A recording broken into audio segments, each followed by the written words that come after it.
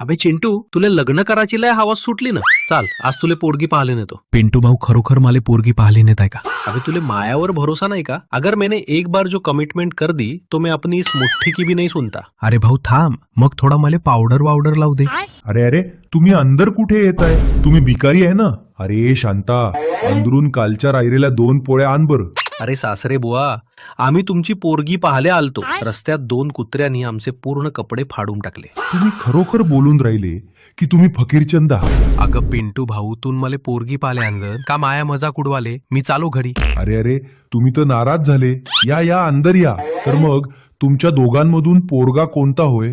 मी आहे पोरगा, मला बघायची आहे पोरगी. तुम्ही आहे का? तुम्ही काम का करता? अरे पिंटू भाऊ, आपण तर फक्त माशा माराच काम करतो. का म्हटलं माशा? अरे सासरे बुवा, तो म्हणत होता मासेमारीचा व्यवसाय आहे. सासरे बुवा लवकर बळवा पोरीला.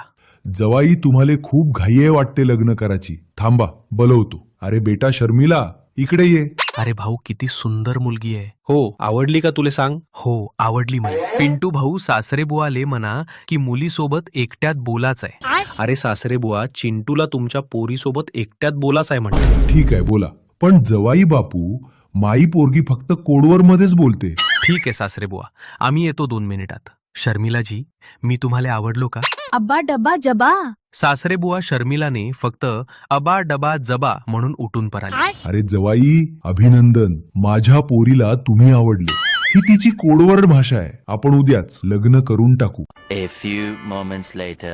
शर्मिलाजी, तुम्हाला भूक लागली का? अब्बा डब्बा जबा. तुम्हाला जेवणात काय पाहिजे? अब्बा डब्बा जबा.